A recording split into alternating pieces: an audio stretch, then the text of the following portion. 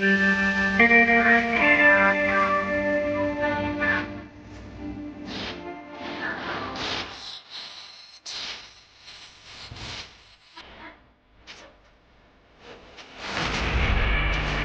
is full of twists and turns, and it constantly strives to surprise its audience. At any given moment, anyone could just come to a grinding halt. The stakes are always so high. Top dogs, screws, laggers and backstabbers. Every double crossing, heartbreaking, jaw-dropping moment from the very beginning. It is worth the binge. It's completely addictive. I don't think anyone was expecting that. I certainly wasn't expecting that.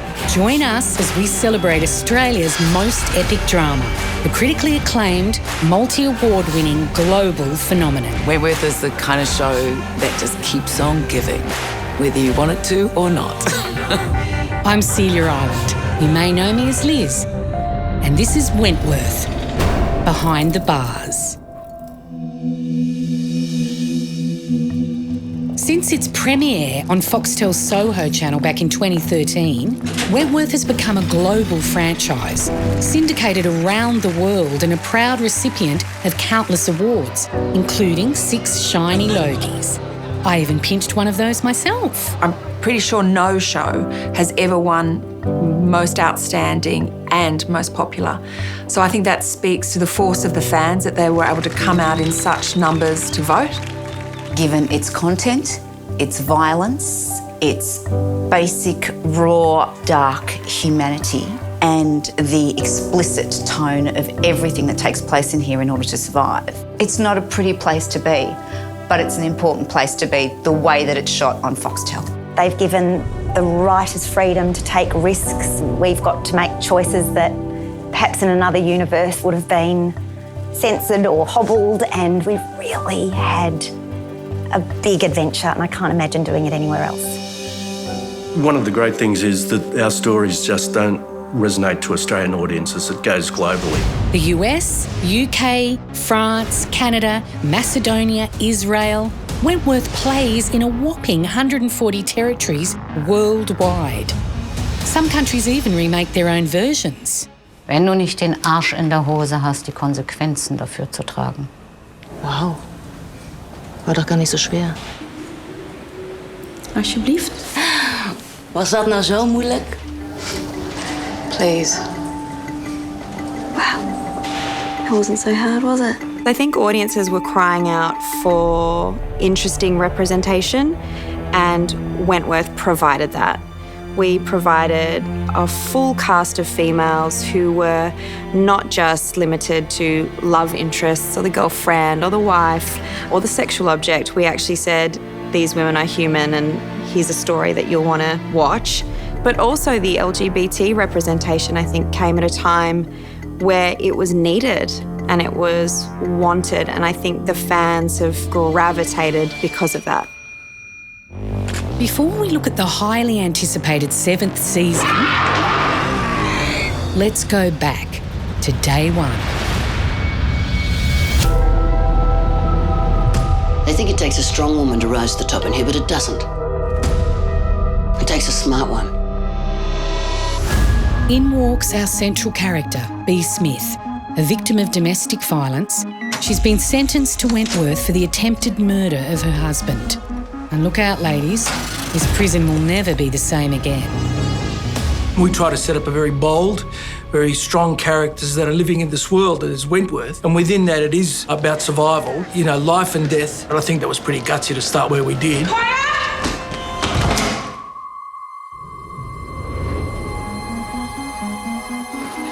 The fact that at the end of the first episode we killed Catherine McClemens, who was playing the governor, which showed to everybody, oh, this is going to be different. Oh, they're not afraid to kill off a main character. Someone call an ambulance! No. So B was lucky to make it through episode 1 alive. But she's about to learn just how dangerous her enemies can be. Your husband found Debbie in her bedroom unconscious. Someone just tell me if she's okay. Please, anybody! Just tell me! I go to the morgue for B because she couldn't go, and I say to Debbie, Your mum you to the moon and back.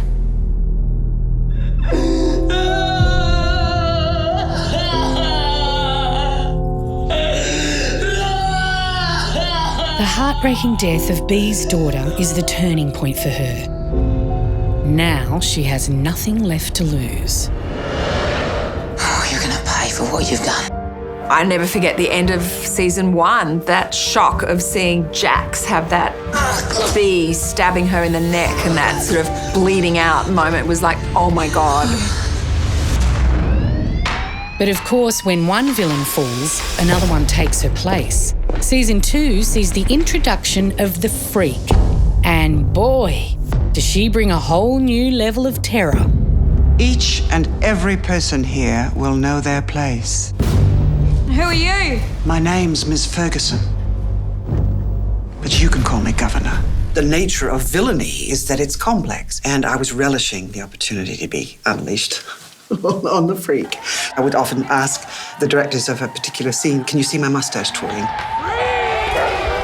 It was teetering that fine line a lot of the time. Ferguson is a master manipulator, and she's soon using Bee to get to Frankie. It's in your best interest to strike first. I'll do it when I'm ready. There was a knife fight just in this laundry between Frankie and Bee, which was a six. I came away from that scene feeling like I had been in Fight Club. My favourite moment in the series, and it still thrills me to think about. Now on the outside, Bee's on a mission to seek revenge for Debbie's death. All right. So I want to know why you killed my daughter. In that scene, what we have is the exploration of one of the major themes of the show for me. You have Bee coming into prison as a hairdresser who attempted to kill her violent husband but couldn't go through with it. And then she's confronted with the prospect, this bloke has killed her daughter. Can she pull the trigger? And if she does pull the trigger, does it change her forever?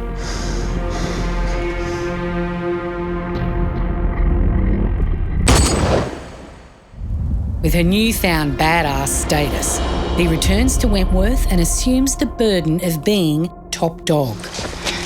Freak. Which marks the beginning of the Freak's unravelling.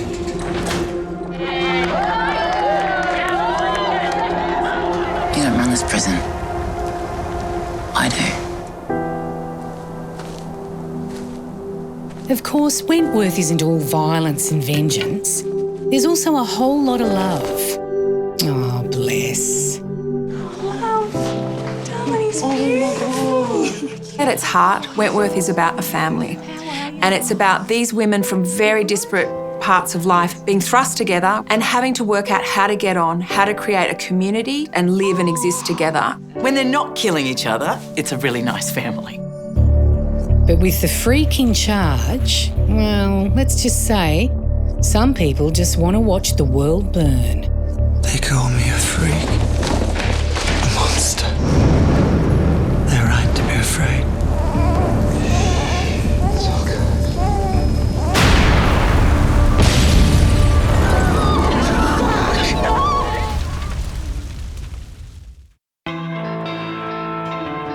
So what do you do when you've burned your set to the ground? You build a bigger one, of course. Here we are, girls. Home sweet fucking home. Woo! It's an incredible set. It actually exudes a personality and a depth of darkness that invades you when you're here and you're shooting. The details in everything is so beautifully thought out that it brings you to this place that it just gives you your character instantly.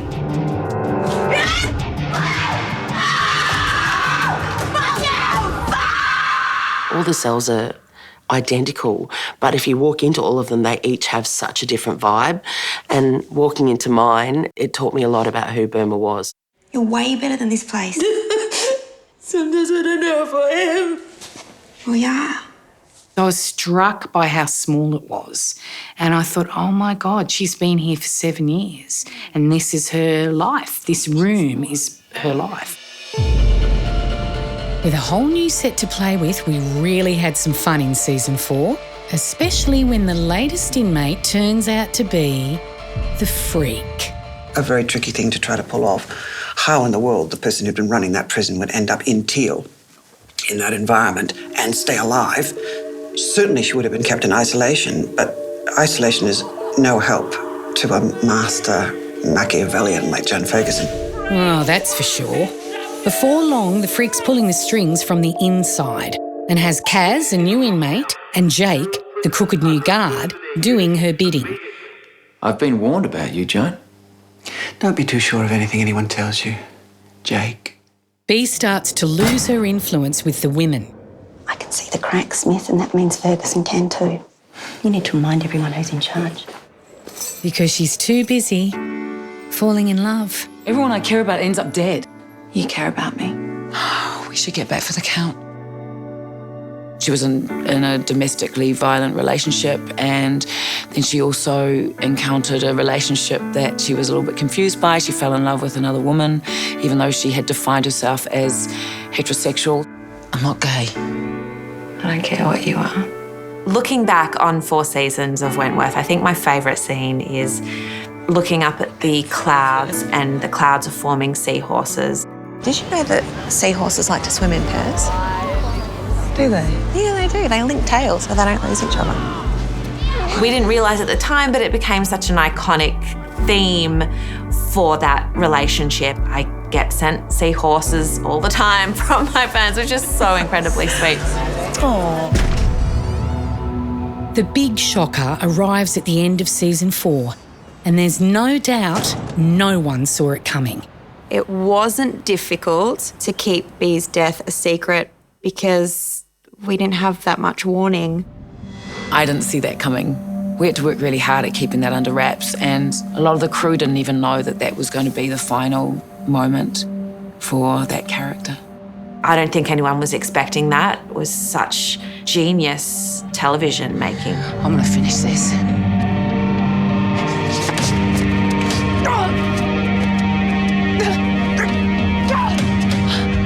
The whole point in making a show is to move people, is to get a response out of them. And we certainly did it with that. But it was a big shock.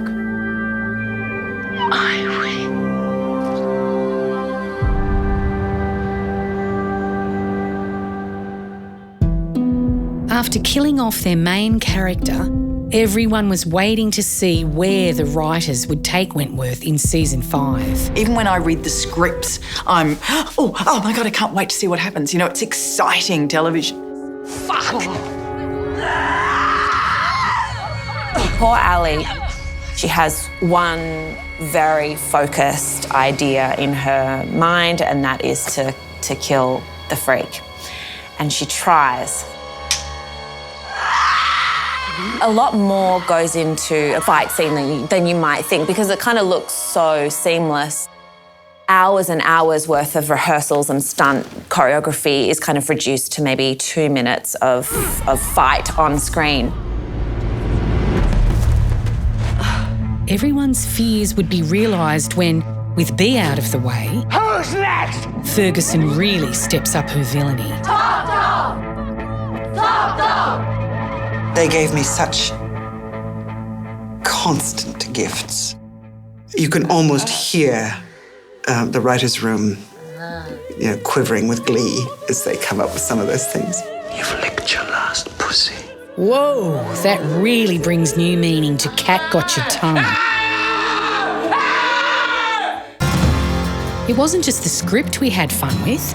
We also tackled our most ambitious stunt yet, a car accident that happens to be a real turning point for Kaz. The most challenging scene was definitely the brawler scene. They had this big van and a rotisserie, and then there was guys just pulling it because Tammy was in there doing her thing, and I went, wow!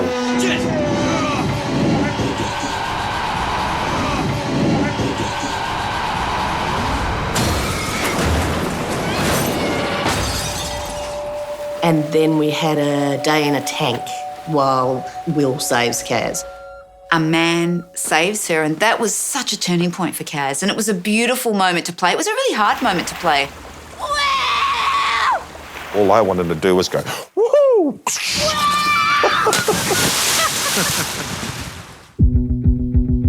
But not all the action on Wentworth takes place on the road or in the water. This season sees Vera in bed with the enemy. I feel safe with you. There's so many times I've picked up scripts and gone, Vera, you're an idiot. Don't do it.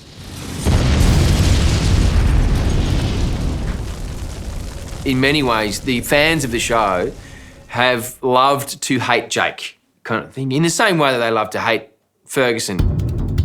Ah, Ferguson, what a sweet, sweet treat it is when she finally gets her just desserts at the end of the season. Wish I could have taken credit for that one. That whole time as I was bearing her, she was screaming. She was screaming at me the whole time. No! Get me out of here! No! Get me out of here! And, you know, you can never, ever get rid of something like that. Never. That'll always be there. Am I happy with where they left my character? No. No, of course not. Appalling, appalling behaviour. So, in season 6, with Ferguson out of the picture, could the writers introduce someone who'd give the freak a run for her money? You betcha. You're never gonna fucking believe who's here. In walks Mari Winter, mother, madam, murderer. How come everyone knows you?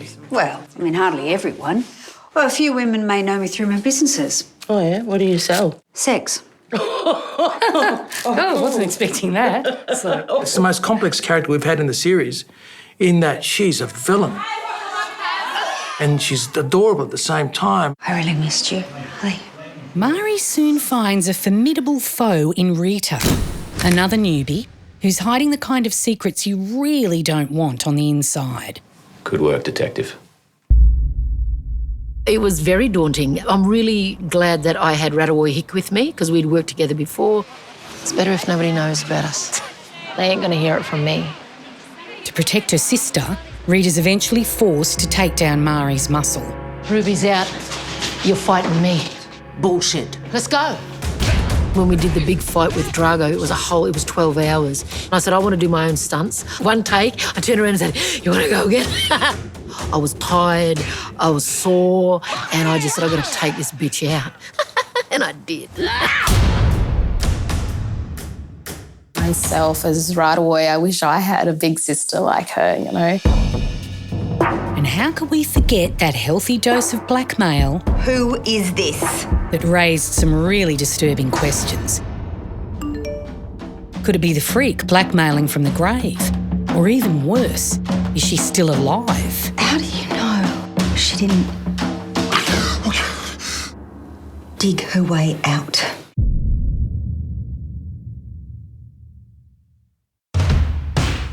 Now you're all caught up on seasons 1 to 6, let's talk season 7. Action! You're being released back into general. The best is yet to come. Seriously. But don't just take my word for it. Finally let you out. Welcome back. Season 7 is going to blow everyone away. Like, if they thought season 6 had emotion and physical, wait till you get to 7. Now people are going to pay. Best season yet. Best season yet. Seriously. We were all sitting down at our group read-throughs before we started shooting this season. And I had goosebumps on my arms, which hasn't happened for a long time. We were all going, oh! No! So without revealing too many spoilers, what can we expect from the new season? This is really weird to say as the person who's playing Kaz, but we have some really hot guys coming on the show. I want to brace yourself. What for? I think that they get pretty excited over any new guy that comes in there. So Sean gets a pretty big standing ovation when he turns up. G'day, Jake. Sean. How are you, mate? It's been a while. Sean and Jake, you know, they have history together. We don't quite know what that history is when we first see them together, but we know that Jake sees trouble. Listen, just don't even think about starting your shit up in here, okay? But Sean's not the only fresh meat. Hey, Mr. Stewart, who's the hottie? Pretty boy. G'day. You want a gobby?